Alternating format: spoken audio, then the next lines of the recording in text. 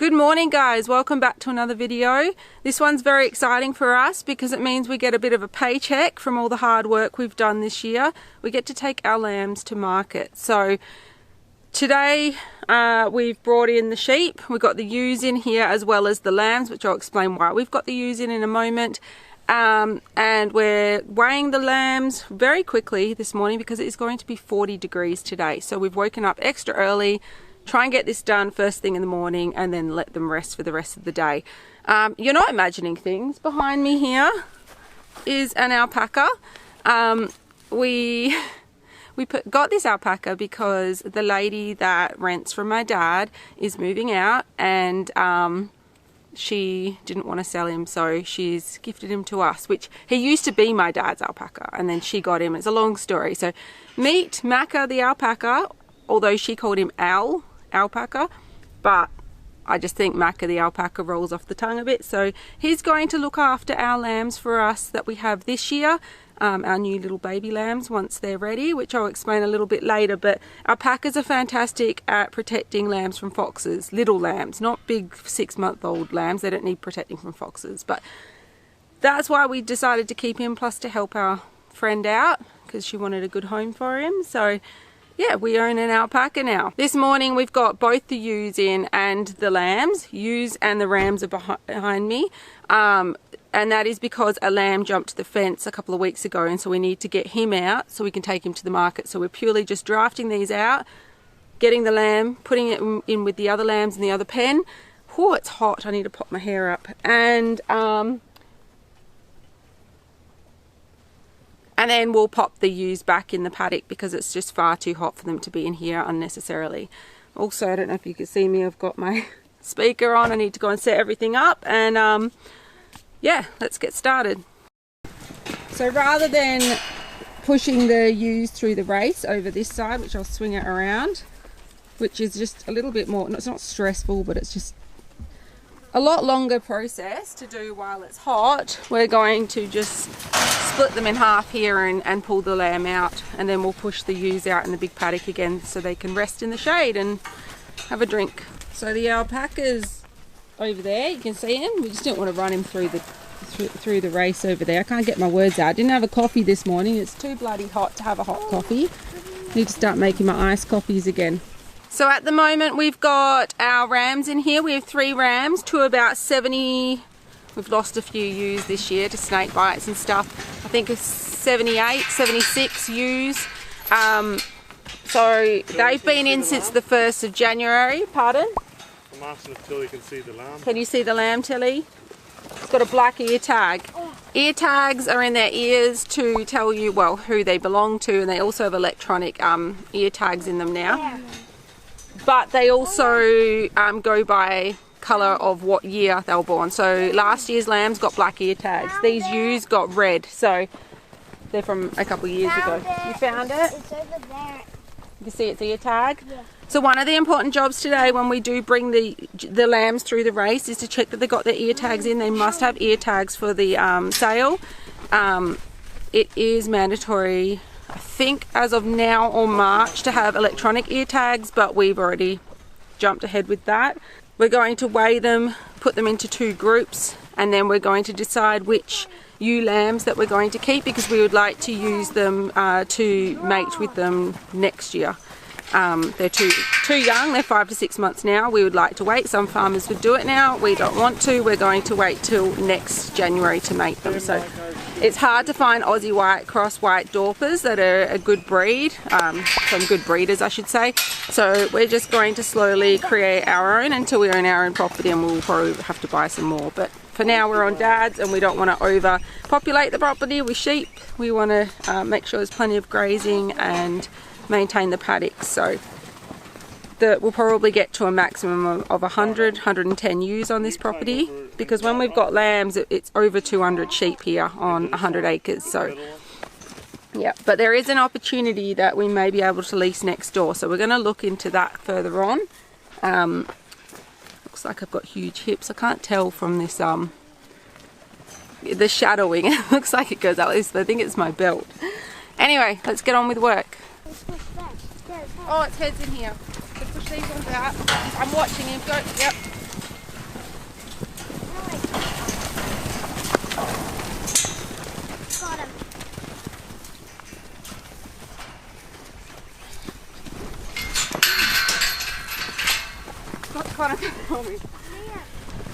Oh. Do you want to chuck him in here and I'll shut that gate? No. Where do you want to chuck him? Thank you. I'm all good. Fine. Come on. I don't know why I'm doing horse noises. Come on, dude. Let's go. Let's go. Alright, we're going to let those ones out into the big paddock now. Let them out because it is going to be hot, and then work on with the lambs.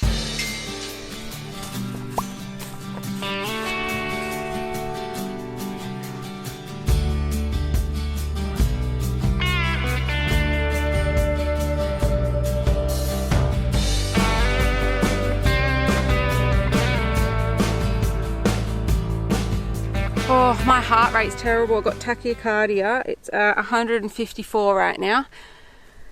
Oh, it's so bad, but I just got to keep pushing on. Moss doesn't grow on a rolling stone is the saying in our family, so I know it sucks to push on. What are you doing, Macca? He's coming over, look. Hey, buddy.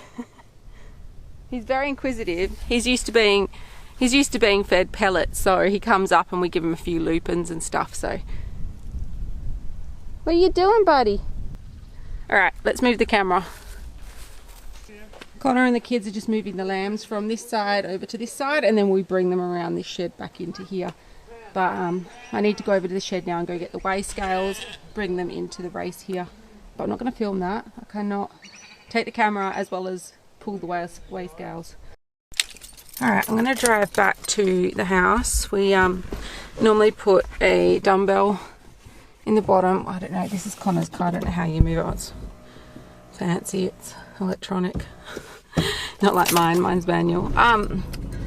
When you calibrate the weights, we normally put a dumbbell in. It's just a manual weight. I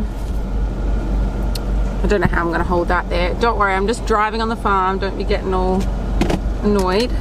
Literally on my own property. It's like you guys driving on your driveway. There's no one around. So pulling that weigh scale out, if you go on Instagram you would have seen it on my stories.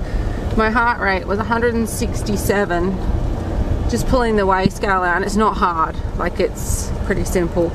The other day I was in the shower and it was 170, my heart rate, beats per minute. And I'm pretty certain I have POTS, postural something or other, tachycardia syndrome, I don't know, I'll put it up on the screen. Music came on, it always syncs to my kids' music, kids bop, whatever it is. Yeah, so I'm pretty sure I have POTS. If anyone's going to be annoying and say to me, I don't think you have POTS because you do so much on the farm and you do all this manual work. Yeah, I'm a bloody stubborn mule, that's why, and I don't let things stop me. The bloody thing's beeping because I've got to put my seatbelt on. Don't let things stop me from getting things done, and I don't want, if I get diagnosed with this 100%, I don't want that to stop me from doing things either. I don't want to get diagnosed with something and then use it as an excuse. I'll never be that person. So basically my heart is pumping way too fast. It's trying to get blood to my brain because my blood's pooling in other areas. I don't notice it so much, but the blood pooling, I notice the heart rate. But I might just park the ute here and then walk in rather than open two gates. So yeah, I'm pretty certain I have POTS. It would explain why for the last 10-12 years I've been feeling absolutely shit. It also can affect your thyroid, your hormones and all that. So all those issues I've got probably are stemming off that. I'm waiting to see a cardiologist, and yeah, hopefully, I guess I can leave that gate for right now. There's nothing in there.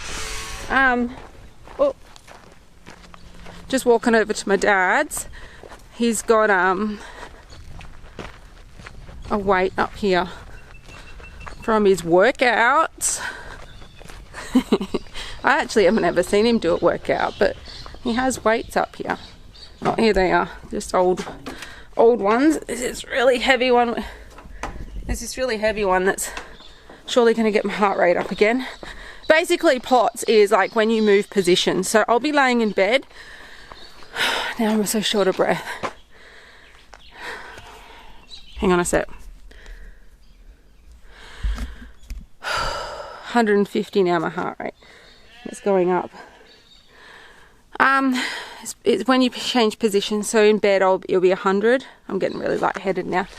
It'll be 100. Whew. In bed, it'll be 100 resting. My heart rate goes between 80 and 105 resting. Constantly changes.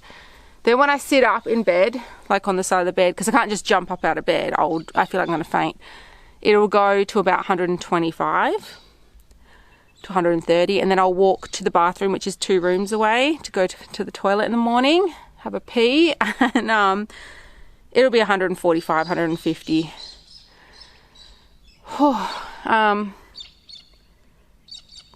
I'm pretty certain it is POTS. Like, I'm 99.9%, so I just got to get a diagnosis through a cardiologist.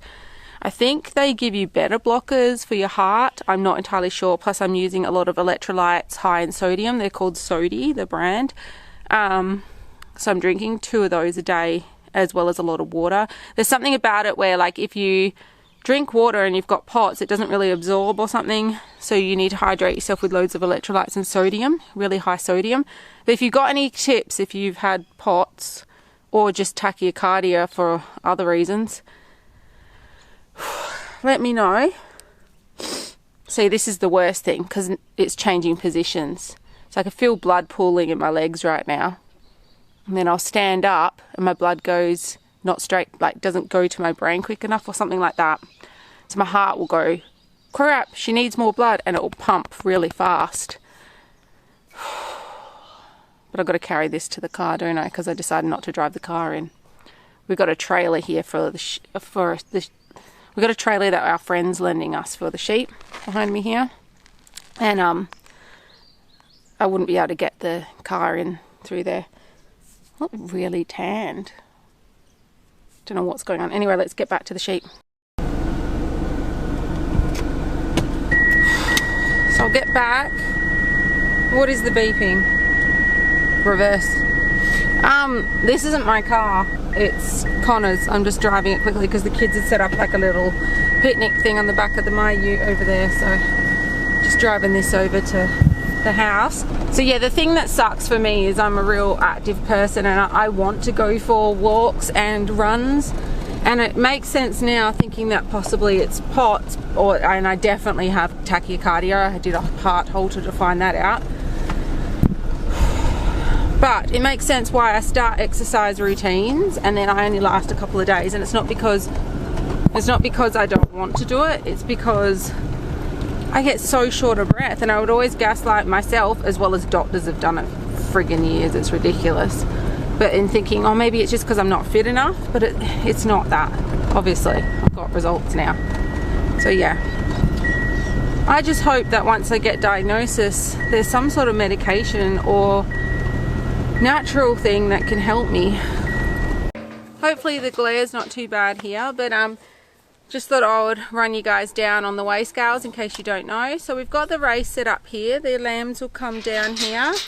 I will open this gate here and it opens up the doors, and then I close it, and when they're in here, this will be open, but they get weighed. I can't breathe because I'm bloody heart. Then we weigh them in here. It'll come up on here. I write it down just for my own data. I like to put it up on my computer on an Excel spreadsheet of tracking their progress. So then next year we can go, hey, lupins worked really good in that stint. Let's do that again next year. Or let's do lots of hay, or let's do whatever we want to do. However we want to do it. And then once I've weighed them, I'll open up this side and they'll run out into this area here. So Connor and I are just discussing what we're going to do here, because we want to keep at least 10 ewe lambs. So we need to work out which one's the girls. Their ear tags will pop it up on the screen, but their ear tags are in different side depending if they're a girl or boy. I'm looking for ewes that have good weight on them but not too heavy. I'm looking for ewes that have got good feet. I prefer black nose, black feet because we're trying to get to a pretty pure, almost pure Aussie white eventually, and something that doesn't have too much hair or wool, whatever you want to class it as. They are white Dorpers cross Aussie white, but some of them have got a bit of wool on them, not the lambs but the ewes, so we'll just be looking for little traits like that. Pick 10 ewes and then we'll be putting the rest in a pen ready to be sold for Tuesday. So Tilly came up with a good idea. She's our little farming girl, aren't you? Do you want to tell them or do you want me to tell them? You can. I can. She reckons we put the ones we're going to keep, the 10 ewes, in here because there's shade right there, and then the ones we're not going to keep and they're going to mark it in there. There is still shade in there, but at least the girls will be penned in shade. So we'll do that now, okay?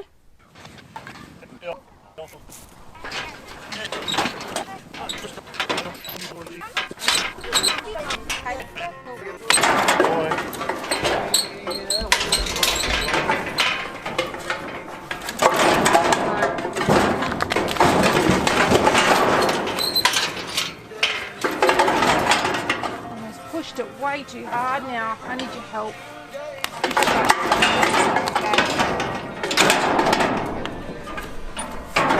Do it again. 46. Oh, you're right, you're a girl.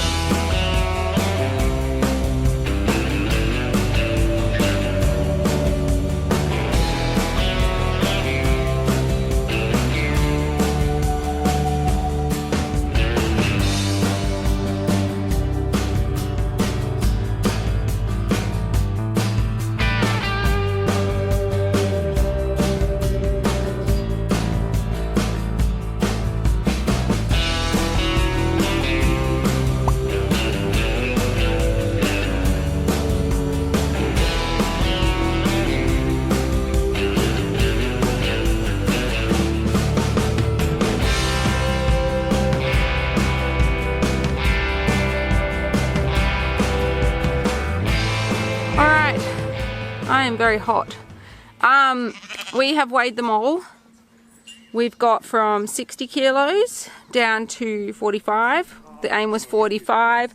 There is one or two though that is 37. So we're going to hold on to them, fatten them up and probably sell them for meat to a friend. We've drafted the boys separate from the girls. We're going to choose our 10 to 15 ewes we want to keep to breed next year now, and then send some of the bigger ones to market. So we're going to do that now. Camera battery's maybe going to die, so I'll try and film as much as I can.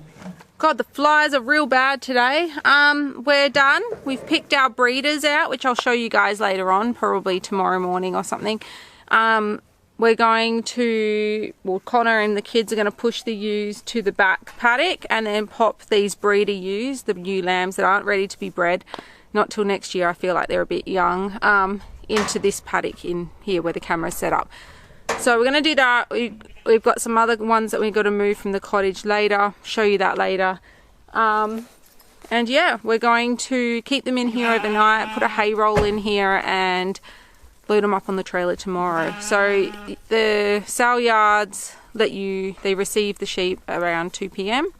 tomorrow on Monday, and then the sales 8 a.m. on Tuesday. So we're sending them all on Monday, and then we'll go back on Tuesday morning and there'll be no stress. We just have to drive on down there and enjoy the sale stressfully, hoping that we get a good price, because we've spent a lot of money on yards and setting up the whole farm this year, or last year I should say, and all the feed costs and everything, vaccinations, ear tags, drench, everything.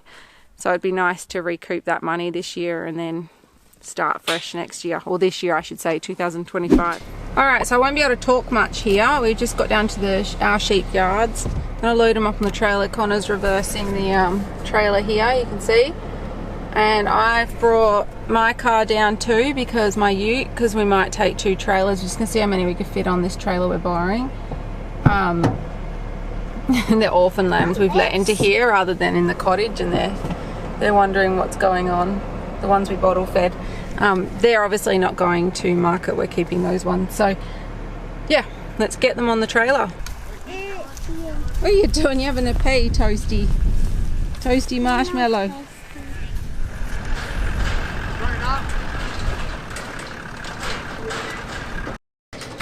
Hey honey, seeing what all the commotions is, hey?